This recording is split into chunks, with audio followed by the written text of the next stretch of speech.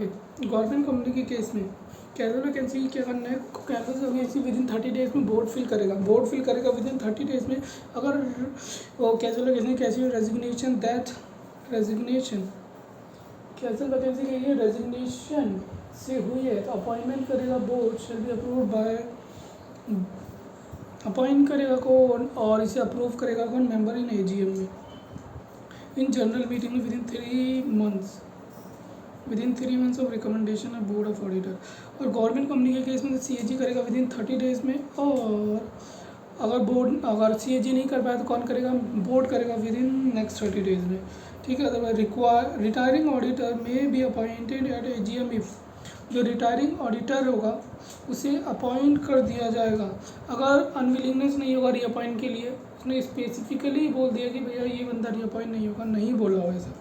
Not वो disqualified नहीं है, not given a notice in unwillingness to be reappointed, और एसआर पास नहीं हुआ है कि भैया ये बंदा अपॉइंट नहीं होगा, ये एसआर पास नहीं हुआ है to appoint some other person, some other auditor expressly provided shall not be reappointed. SR pass नहीं हुआ कि भैया दूसरे बंदे को अपॉइंट करो और ये नहीं हुआ। 139 के अगर कोई भी अपॉइंट नहीं होता तो ऑटोमेटिकली वो रीअपॉइंट हो जाएगा।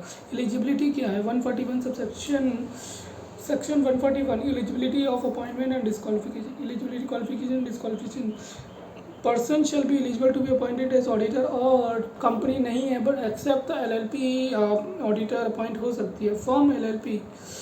Firm including LLP majority of partner क्या होंगे, प्रैक्टिसिंग होंगे इंडिया में, और अपॉइंटेड किसके नाम से होंगे, फर्म के नाम से, और पार्टनर जो सीए है can act and sign of behalf of the firm, ठीक है। डिस्क्वालिफिकेशन सेक्शन 141 सबसेक्शन 3 की डिस्क्वालिफिकेशन, 141 सबसेक्शन 3 की डिस्क्वालिफिकेशन, 141 सबसेक्शन 3 की disqualification,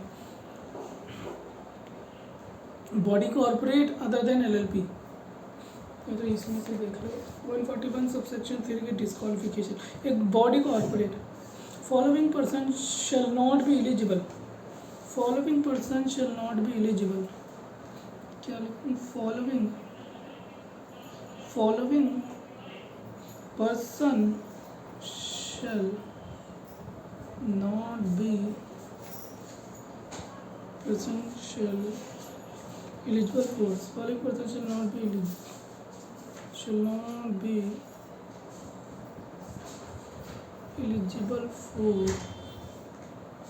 eligible for following person shall not be eligible for appointed as an auditor, appointment as an auditor मतलब ये सारे person क्या होंगे, ऑडिटर की जगह अपॉइंट नहीं हो सकते कि कोई body corporate other than LLP, मतलब बॉडी कॉर्पोरेट नहीं हो सकती, एलएलपी हो सकती है। कोई भी officer or employee of company, officer or employee of the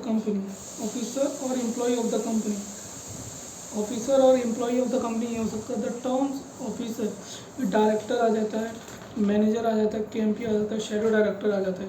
और अ पर्सन जो फुल टाइम एम्प्लॉयमेंट में, अ person or partner who is the employment of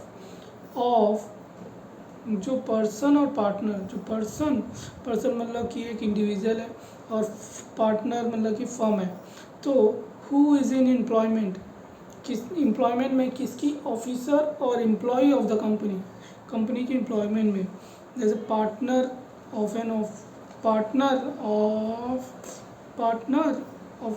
officer of the company, partner of officer of the company, employee of officer of the, मतलब कि वो company का officer है और वो उसका एम्प्लॉय है या पार्टनर है, ठीक है। इसमें भी वो बंदा अपॉइंट नहीं हो सकता ऑडिटर के। और पर्सन हुज रिलेटिव,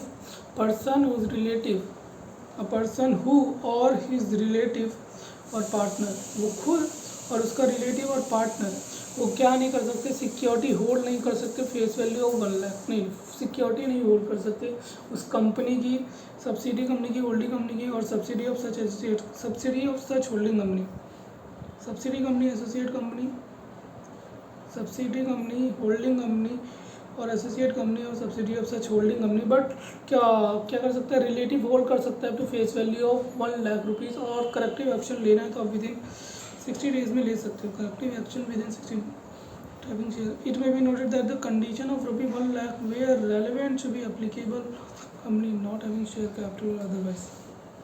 ठीक है, फेस वैल्यू देखनी है। अब रिलेटिव में कौन कौन आता है?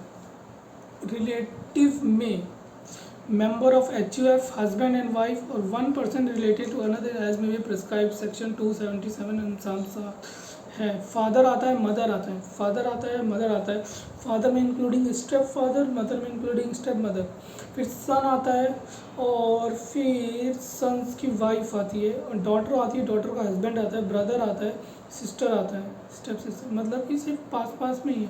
Father, mother, brother, sister, sons, wife, son, daughter, sons, wife, husband, wife, son की वाइफ। ठीक है, ये भी हो गया। अब आ जाते हैं, अगर वो इंडेक्टेड है, इंडेक्टेड है कितना, 5 लाख और मोर, किससे, in excess of 5 lakh, in excess of 5 lakh, subsidy company, holding company और subsidy of such holding company, company में, सब्सिडी कंपनी में, होल्डिंग कंपनी में, सच होल्डिंग कंपनी का, और गारंटी और सिक्योरिटी, इंडेक्टेड है 5 लाख से ज़्यादा, गारंटी और सिक्योरिटी 1 लाख की दे रखी है, किसको, किसी अदर पर्सन को हैज़ गिवन अ गारंटी और provided any security in connection with indebted any third party to the company, third party को दे रखी है इसके बदले में, भैया मैं पैसे दूंगा, किसको दे रखी है, कंपनी को, सब्सिडी ऑफ कंपनी को, होल्डिंग कंपनी को, और subsidy of such holding company को। डिस्क्वालिफिकेशन, डायरेक्ट इंडेक्टनेस 5 लाख है, इनडायरेक्ट इंडेक्टनेस एक्सेस ऑफ 1 लाख है, कंपनी, सब्सिडी, होल्डिंग, एसोसिएट। ठीक है, अब ई पे आता है। ठीक है, ई पे आ गए, अ पर्सन और अ फर्म वेदर डायरेक्टली और indirectly has a business relationship with company. Person या तो पर्सन या तो फर्म, या तो पर्सन या तो फर्म, पर्सन है तो इंडिविजुअल, फर्म है तो फर्म ही है, उसका वेदर डायरेक्टली और इनडायरेक्टली बिजनेस रिलेशन है विद एंटिटी, विद कंपनी के साथ, सब्सिडी कंपनी के साथ, होल्डिंग कंपनी के साथ, subsidy of such holding company के साथ, तो पिक्यूनरी रिलेशन नहीं होना चाहिए, पिक्यूनरी रिलेशन नहीं होना चाहिए।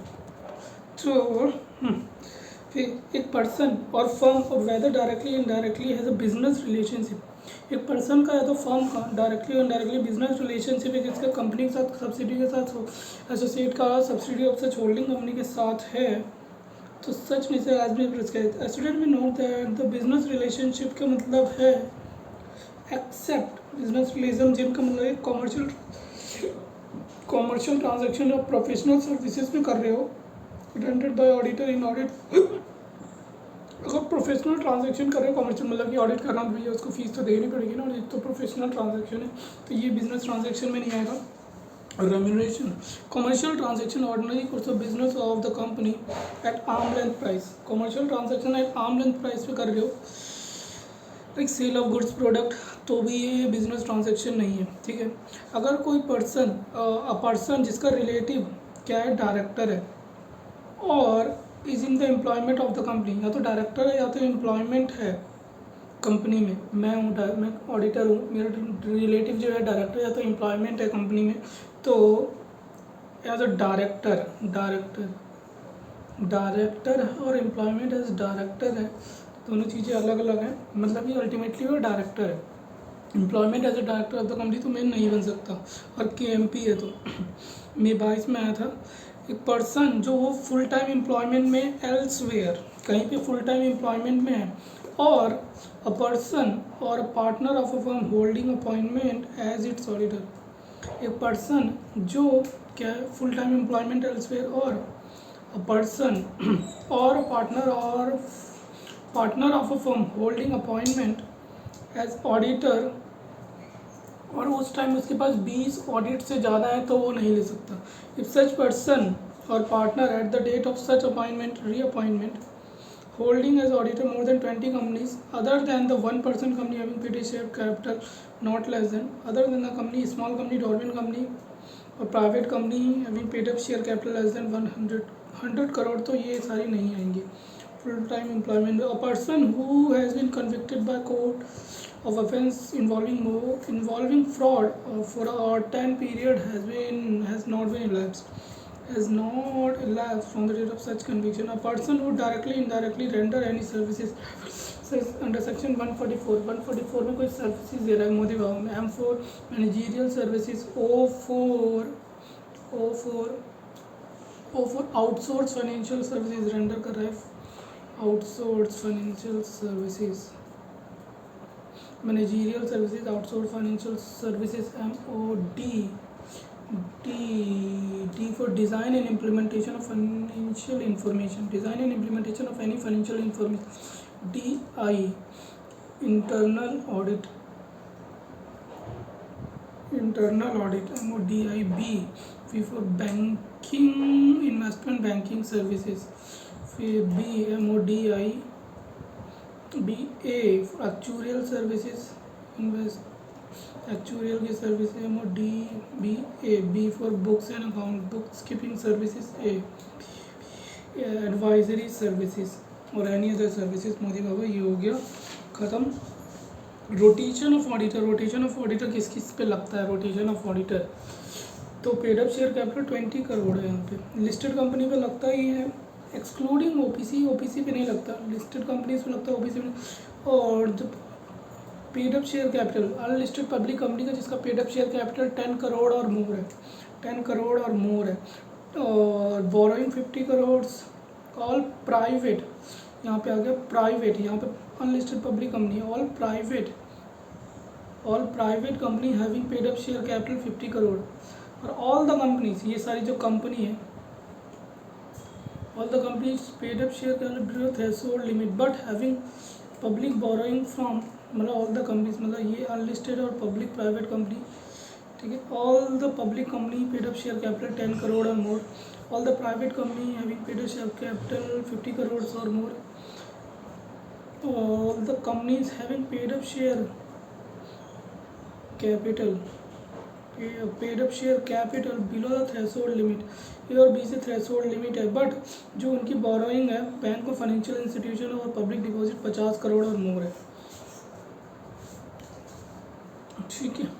फिर यहाँ पे आता है एक इंडिविजुअल 1 टर्म के लिए अपॉइंट हो सकता है 5 कंसेक्यूटिव. एक फर्म 2 टर्म के लिए अपॉइंट हो सकती है फिर 5 कंसेक्यूटिव ईयर के.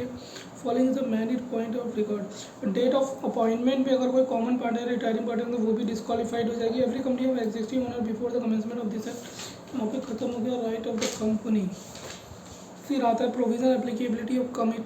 यहाँ पे आता है टर्नओवर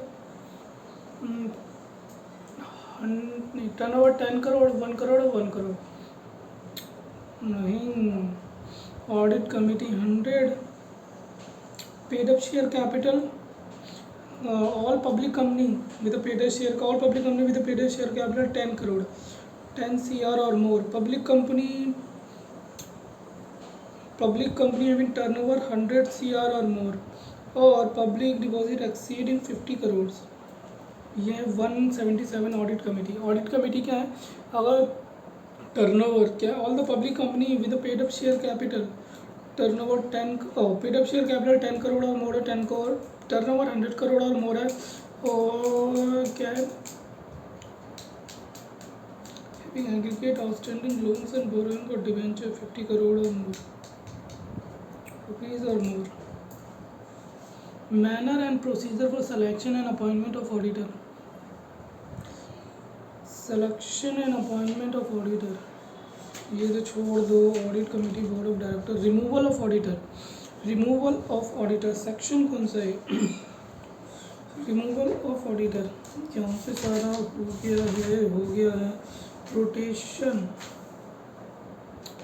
इंटरनल रोटेशन भी हो गया. Listed company paid up share capital rotation भी हो गया. Right remove manner of rotation.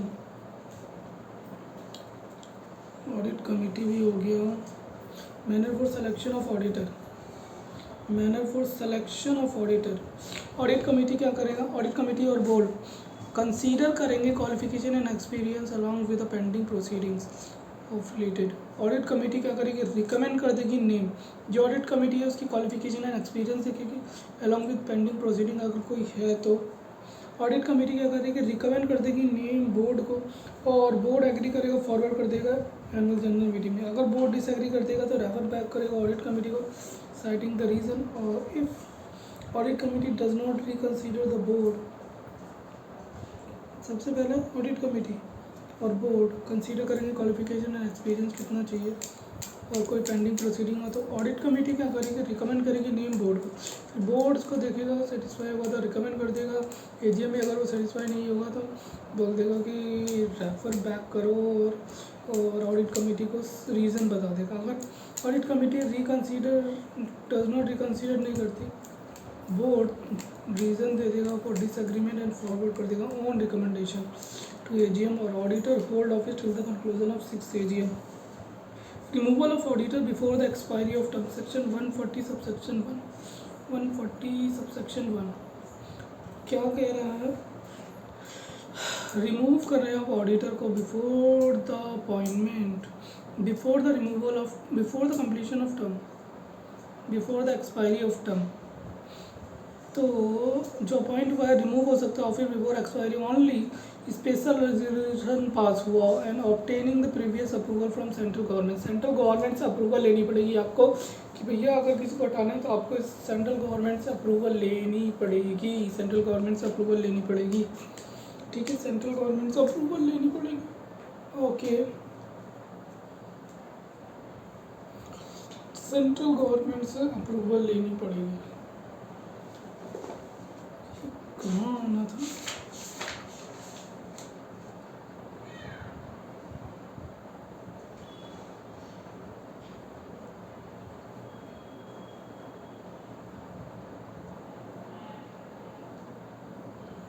दस AM से 11, 12, 1, 2, 3, 4, 5,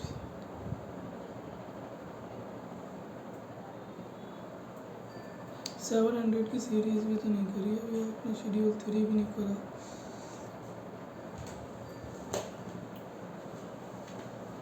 ठीक है, क्या करना है, स्पेशल रेजोल्यूशन पास करना पड़ेगा। आफ्टर स्पेशल रेजोल्यूशन तब पास करोगे जब क्या हो जाएगा, कंप्लीट हो जाएगा आपका क्या, अप्रूवल ले लोगे सेंट्रल गवर्नमेंट से। तो एप्लीकेशन किस में करनी पड़ेगी सेंट्रल गवर्नमेंट को, AD2 में, AD2 में आपको एप्लीकेशन करनी पड़ेगी and complete with the fields. ठीक है, फिर जब आपने एप्लीकेशन कर दी तो with in 30 days of resolution the application shall be made, central government को विद इन 30 days में ऑफ रिजोल्यूशन पास कर दिया आफ्टर ऑब्टेनिंग।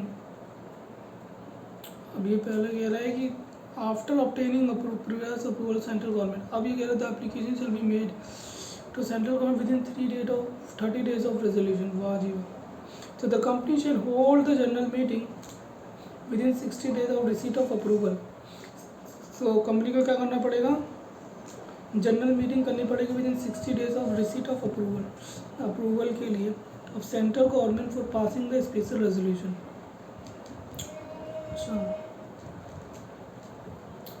अच्छा, उन्होंने बोर्ड रेजोल्यूशन पास करा, विद इन 30 days में आपको एप्लीकेशन ले लेनी है, और कंपनी होल्ड करेगी AGM within 60 days of approval.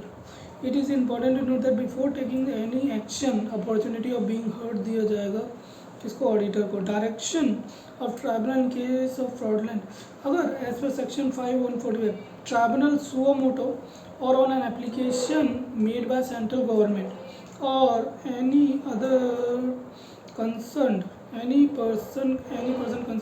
Tribunal क्या करेगी, सुओ मोटो और सेंट्रल गवर्नमेंट की एप्लीकेशन और कंसर्न पर्सन की एप्लीकेशन पे अगर वो सेटिस्फाई हो जाती है, जो ऑडिटर है वो whether directly indirectly acted in a fraudulent or acted in a fraudulent manner or abated or colluded in any fraud, whether the directly acted in a fraudulent manner, abated or colluded in any fraud or in relation to the company, तो director or officer it may order direct the company to change its auditor। तो वो क्या कर देगा, company को order दे देगा कि भैया कंपनी और इट्स डायरेक्टर और ऑफिसर्स को इट में ऑर्डर, वो डायरेक्ट कर देगा कंपनी को अपने ऑडिटर चेंज कर लो, और जो ऑडिटर वो उसको बोला है वो कितने 5 साल तक अपॉइंट नहीं हो सकता किसी अदर ऑडिटर फर्म में। हालांकि जो एप्लीकेशन करी सेंट्रल गवर्नमेंट में and tribunal certify that any change the auditor is required.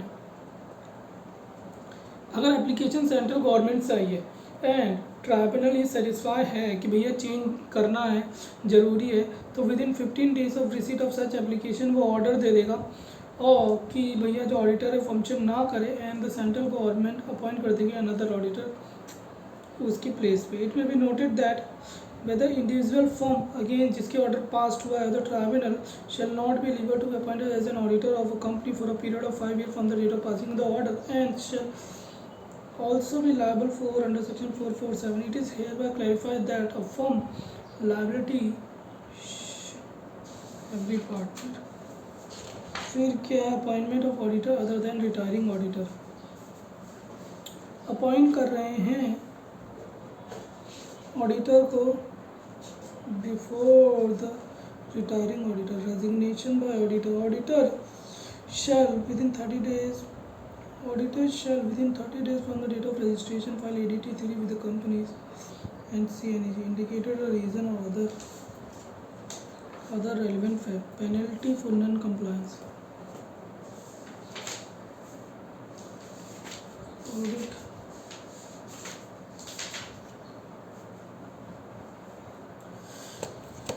अरे यार बहुत बड़ा है यार ये, किस मिनट तो इसमें ही हो गया। पैनल कहाँ से पढ़ लेगा। फिर क्या है removal of auditor, resignation of auditor within auditor shall within 30 days of date of registration file ADT3 with ROC and CNAG indicate the reason and other fact। Penalty कितना 50K remuneration, 50K और remuneration इसमें से जो lower plus 500 per day maximum 2 lakh तक जाएगा। No traffic first schedule of chartered account removal of direction by travel acted in a fraudulent manner. Appointment of auditor other than retiring auditor was remove under section 140। अगर कोई auditor remove हुआ है under section 140 में तो appoint करेंगे, special notice देंगे required for resolution at AGM। Special notice दिया जाएगा अपॉइंटमेंट ऑफ ऑडिटर जो person other than retiring auditor और providing expressly that retiring auditor will not be reappointed. Special notice required for resolution at AGM। Special notice ये भी है AGM के लिए for appointment of auditor person other than retiring auditor और providing expressly ये बोलते हुए कि भैया रिटायरिंग ऑडिटर रीअपॉइंट नहीं होगा except when the rotation is time complete. On receipt of notice company forward कर देगी रिटायरिंग ऑडिटर को, जब वो फॉरवर्ड कर देगी रिटायरिंग ऑडिटर को ऑन रिसिप्ट ऑफ नोटिस। अगर रिटायरिंग ऑडिटर क्या कहता है रिप्रेजेंटेशन करना चाहता है कंपनी को राइटिंग में, रिक्वेस्ट कर देगी notification to member then call share in notice of meeting member fact that representation has been made। in notice of meeting to member state कर देगी फैक्ट द रिप्रेजेंटेशन दिया हुआ है उसने, सेंड कर देगी copy of representation to every member whom notice is send. If the copy of representation could be send then the auditor may require. अगर वो नहीं सेंड कर सकते तो ऑडिटर रिक्वायर कि भैया रीड कर देगा मीटिंग में plus copy file with ROC। अगर ट्राइब्यूनल सेटिस्फाई हो जाता है एप्लीकेशन से बाय कंपनी और aggrieved person the opportunity is being abused and representation shall not be send और read out to the meeting. Right to access books of account, उसके पास access है books of right and duty is to attend AGM। All notice duty to inquire certain matter ABCD। A4 loans and advances, loans and advances made on a security has been properly secured। Duty to inquire certain matter ABCD books of account। C D4 deposit showing as revenue। E4 expense loans showing as whether loans and advance shown as deposit। ABCD D4 expense जो revenue का था capital expenditure showing as revenue expenditure, अपनी personal expenses showing as revenue expenses। whether personal क्या personal expense charged to revenue account।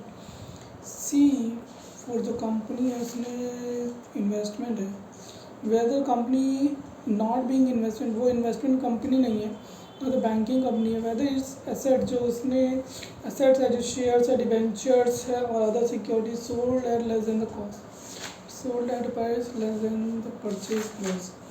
फिर B for books of account, all the entries showing merely by books entries, the transaction merely represented by books entries prejudicial to interest of the company. और फिर loans and advances जो आपने दिए हैं, securities has been properly secured and whether the term of prejudicial to the interest of the company and member. ABCD, where the shares of company has been allotted for cash, आपने shares क्या करें cash में allot करे हैं, तो whether the cash has been received properly deal in books of accounts, और received हो गए correct and regular not misleading. Where the shares have been allotted for cash, whether the cash received, अगर कोई cash receive नहीं हुआ, the position of sheet correctly regular not, और it is not required ever matter unless special comments to make, required to report on above matter, auditor not required, auditor को required नहीं दिखाना नहीं है जब तक कि क्या हो, जब तक कि क्या हो स्पेशल कमेंट ना, auditor should report only when answer adverse, ये तभी रिपोर्ट करेगा जब आंसर क्या होगा एडवर्स होगा, ठीक है। Auditor duty to report, duty report one gun, मतलब साउट कर लिया, obtain all the information and explanation which best of his knowledge and believe which necessary for the purpose of audit and if not detail thereof and the effect of such information on the financial statement. And to show Jin से information Jin whether in the opinion proper books of account as required have been kept so far, should those books and proper returns for the purpose of his audit have been received from banks.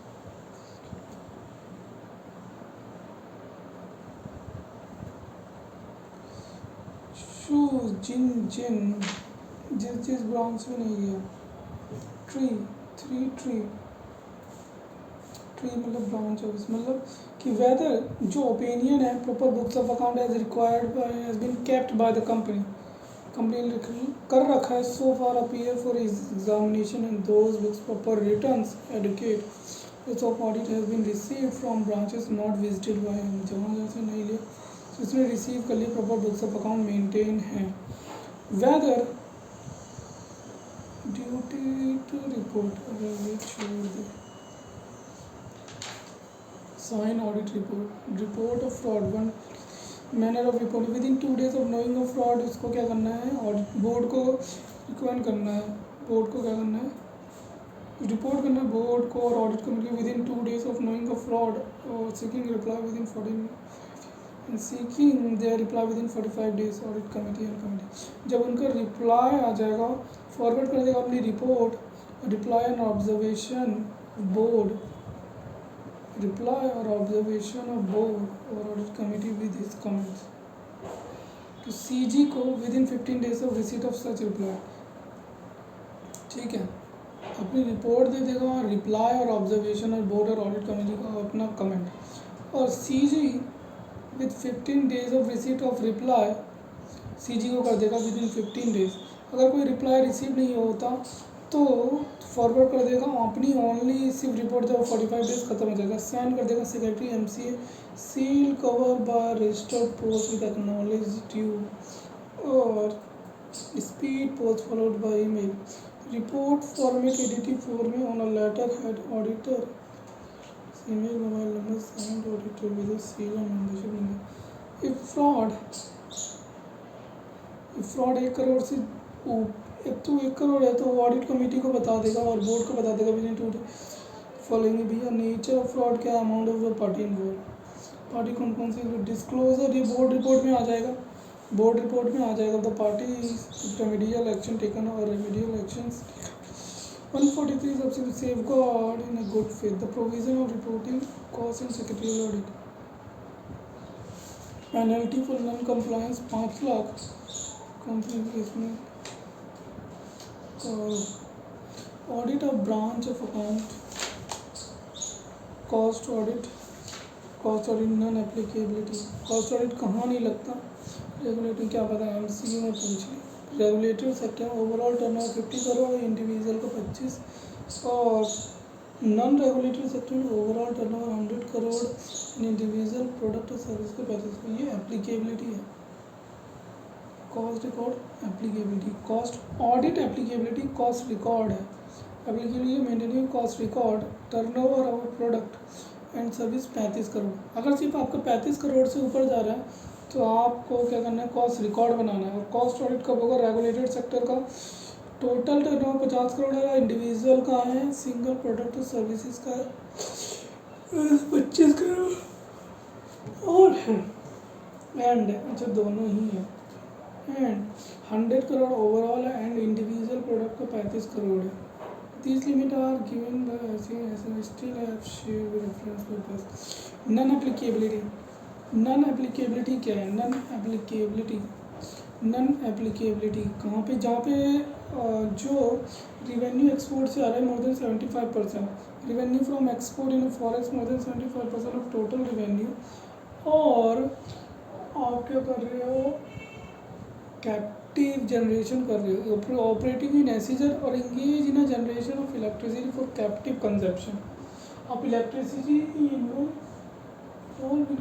Generation of electricity for captive consumption engage in a generation of electric for captive generating plant every company shall maintain cost record in CRA 4 para 6 clause 6 para 3 of CARO 2020 auditor has to report whether the maintenance cost record has been specified by 180 days में commencement of financial year penalty 139 और 146 आपने नहीं किया comply तो आपको penalty भरनी पड़ेगी 25 के और 5 lakh officer 1 lakh default 139 144 auditor है 25 से 5 लाख और 4 times remuneration 144 145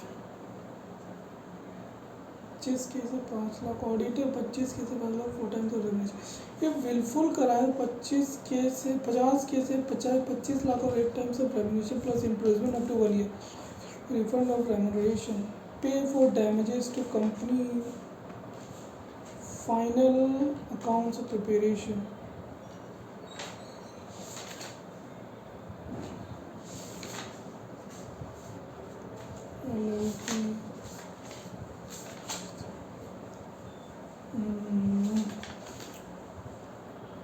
true and fair view comply with the standard 143 133 Note: Central government has exempted company difference segment reporting. Final accountant preparation. Central government ने क्या करा है exempt कर दिया कंपनी को in defense production from AS or segment reporting. Provision of DTA and DTL not apply. Financial institution. ये DTL नहीं बनाना किसी financial NBFC in a business infrastructure releasing 75 revenue from with government और reopening of account 8 साल से ज़्यादा नहीं खोल सकते आप accounts reopening of accounts on court और tribunal order company shall not reopen और recast financial statement unless application by central government income tax authority से भी रेगुलेटरी कंपनी रीओपन और रीकास्ट नहीं कर सकती financial statement unless application central government tax authority से भी और रेगुलेटरी बॉडी से नहीं जाती और ऑर्डर आता है ट्राइब्यूनल का which effect that earlier account prepared in a fraudulent manner जो आपने पहले के अकाउंट बनाए थे फ्रॉडलेंट मैनर में बनाए थे और जो affair of the company mismanaged हुए casting doubt about reliability affair of company mismanaged or casting doubt about reliability of financial statement such order for reopening can't be can't be made beyond 8 years of immediately preceding year. कब, किस लिए बोला है आपको, किस लिए नहीं करना, किस लिए ओपन नहीं करना, earlier prepare in fraudulent manner, और कंपनी के जो अफेयर है वो मिसमैनेज, और डाउट क्रिएट कर ले रिलायबिलिटी ऑफ फाइनेंशियल स्टेटमेंट पे, ठीक है। और voluntary revision of financial statement of board 3 year से ज़्यादा नहीं कर सकते। If it is appear to director of company that the financial statement और board report don't comply with section 129 134 they may prepare a revise financial statement. वो comply नहीं कर रहे 129 130, तो वो क्या कर सकते हैं, रिवाइज प्रिपेयर कर सकते हैं board report any preceding 3 financial year after obtaining the tribunal approval and का tribunal order file with ROC.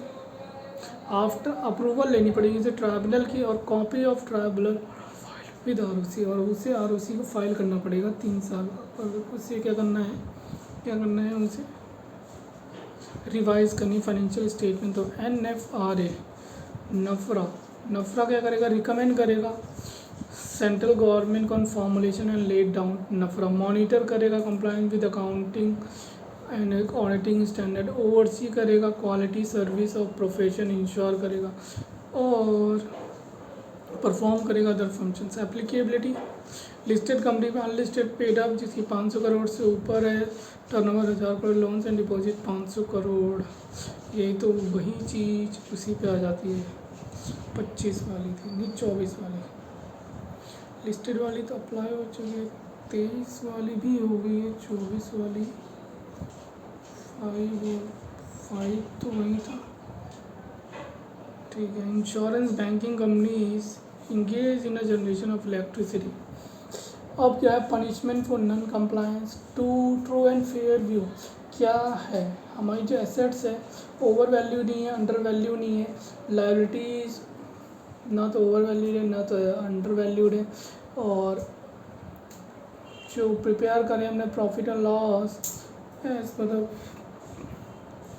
Accounting standard करें, that the assets neither under valued over value according to the applicable accounting principle, no material asset omitted, कोई भी material asset omitted नहीं हुई, कोई change, और the charge, अगर कोई charge है तो उसे डिस्क्लोज कर दिया है, कोई मटेरियल लायबिलिटी ओमिट नहीं हुई, over value under value asset और लायबिलिटी दोनों ही ओमिट नहीं हुई, चार्ज था एसेट्स पे बता दिया गया है, statement of profit loss disclose करता है matter, statement of profit and loss discloses all the matter required to be disclose by part 2 of schedule 3। जैसे पार्ट 2 ऑफ शेड्यूल 3 में डिस्क्लोज जो करना था पीएनएल में सब कुछ डिस्क्लोज कर रहा है statement matter. Balance sheet has been prepared in part 1 of, balance sheet पहले आती है पीएनएल बाद में आता है शेड्यूल 3 के according, part 3 part 1 of schedule 3 के according. Accounting policies have been followed consistently.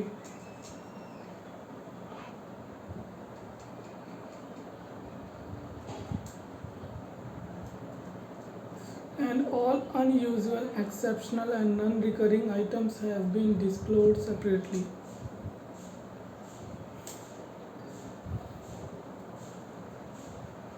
All unusual, exceptional or non-recurring items have been disclosed separately. से सेपरेटली डिस्क्लोज कर दिया गया है। Audit of dividend, dividend dividend dividend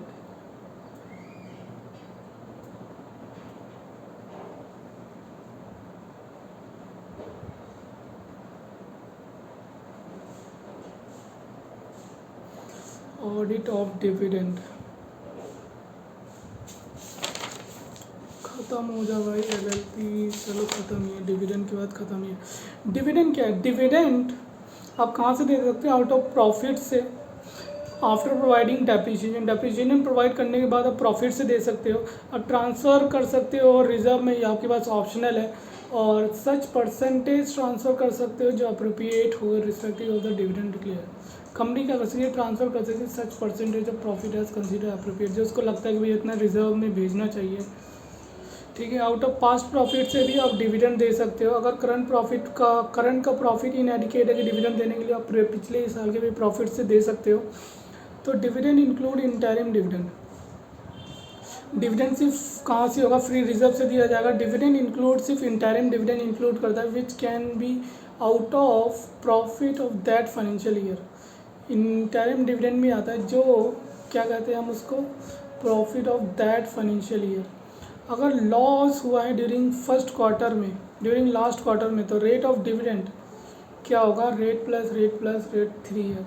if loss हुआ है during financial year में up to last quarter, loss during financial year up to last quarter, financial year में loss हुआ है अप टू लास्ट क्वार्टर तक, फाइनेंशियल ईयर में loss हुआ है अप टू लास्ट क्वार्टर तक, तो जो आप डिविडेंड दे रहे हो तो एवरेज 3 साल के डिविडेंड का एवरेज देना, उससे ज़्यादा मत देना।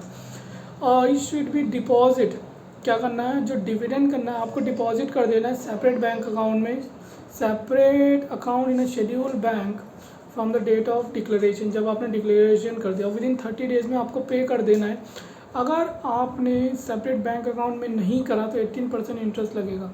इफ़ नॉट, अगर आपने पे नहीं करा, क्या नहीं करा, अगर आपने पे नहीं करा डिविडेंड विद इन 30 डेज़ में, तो इंटरेस्ट लगेगा 18%। पहले हम 18% लगाएंगे, plus defaulting director up to 2 year का इम्प्रिजनमेंट होगा और 1000 रुपीज़ पर डे की पेनल्टी लगेगी।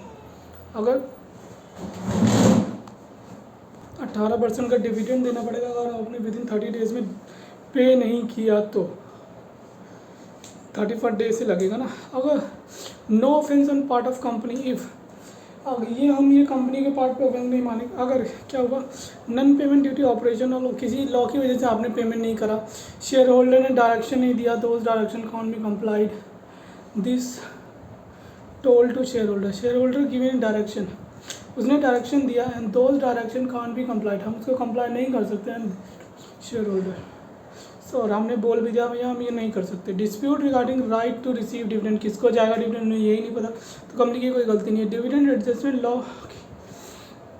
सम ड्यू फ्रॉम, डिविडेंड एडजस्ट कर लिया लॉ अगेंस्ट, उससे बचा हुआ जो उससे लेने थे और जो देना था वो नेट कर दिया। Any other reason not due to default note company, अगर ऑथराइज बाय आर्टिकल है the company proportionate paid amount of shares, board क्या कर सकती है, डिडक्ट कर सकती है amount receivable by the company on account of call paying dividend, मतलब अमाउंट नेट अमाउंट दे देगी।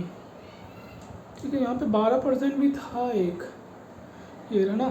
Unpaid dividend account, dividend unpaid claim for 30 days, dividend unpaid unclaim for 30 days, unpaid dividend account में चला जाएगा वो, अनपेड अनक्लेम डिविडेंड ट्रांसफ़र कर देंगे this amount with in 7 days of expiry of 30 days, 7 दिन के अंदर अंदर ट्रांसफ़र। अगर कोई डिफ़ॉल्ट किया तो 12% लगेगा,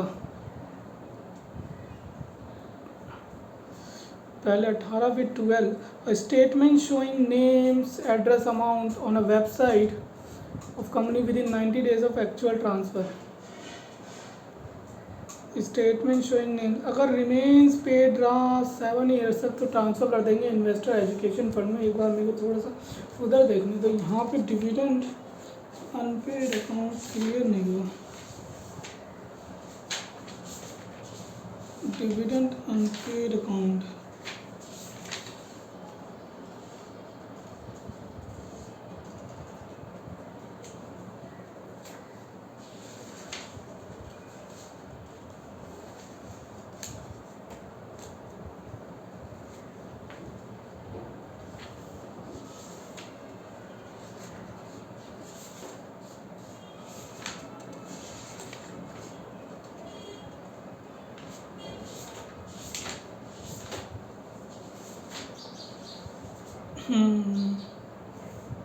payment of dividend, punishment of payment of dividend,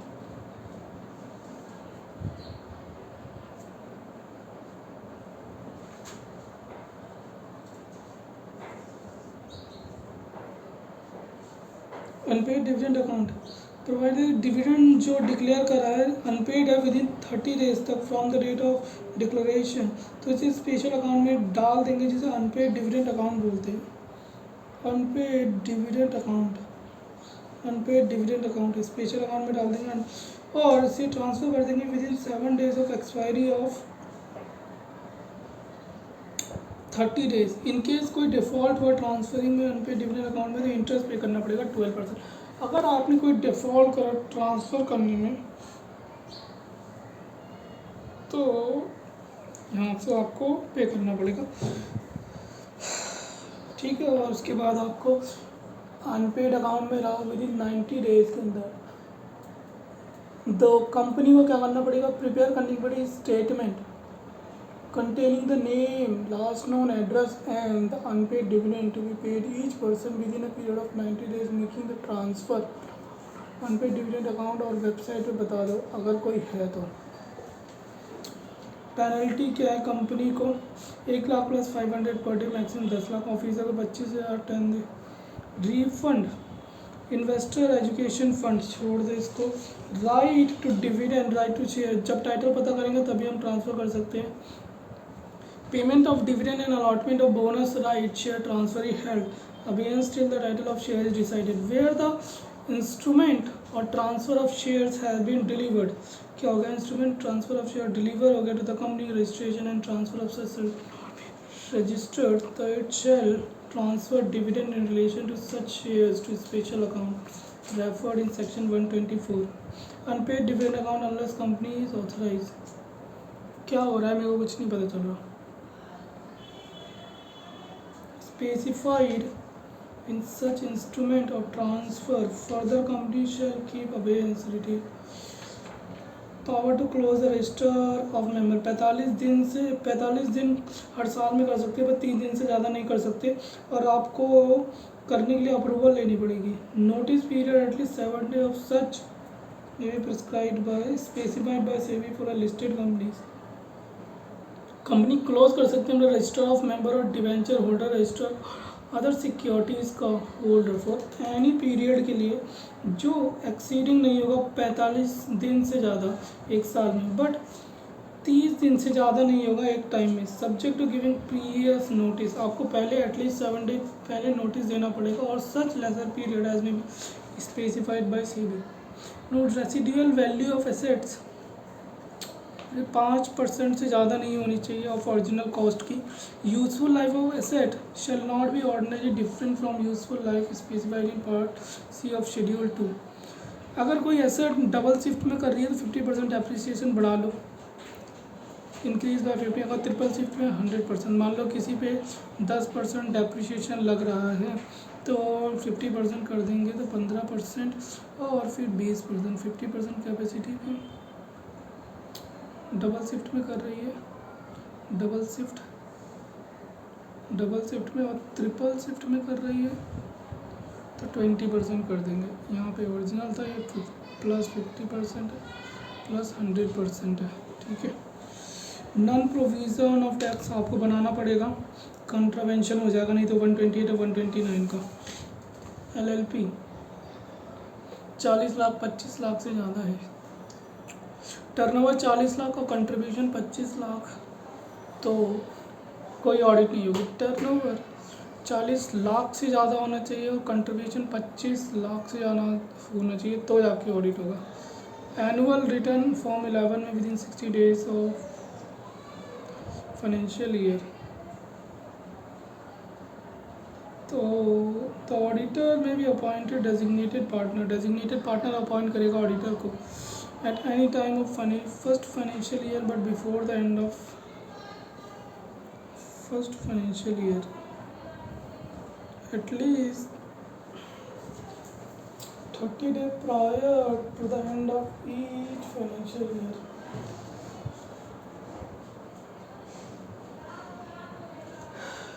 At least 30 days prior to the financial year to fill the casual vacancy in the office caused by removal of auditor। क्या है ये, अगर first auditor है at any time first financial year before the financial year खत्म होने से पहले आप फर्स्ट ऑडिटर अपॉइंट कर लो और second subsequent auditor at least 30 days prior to the end of each financial year. जब फाइनेंशियल ईयर ख़त्म होगा उसके 30 दिन पहले ही कर लो, 30 days प्रायर टू एंड अल्लाह की 1 मार्च से पहले ही अपॉइंट कर लो।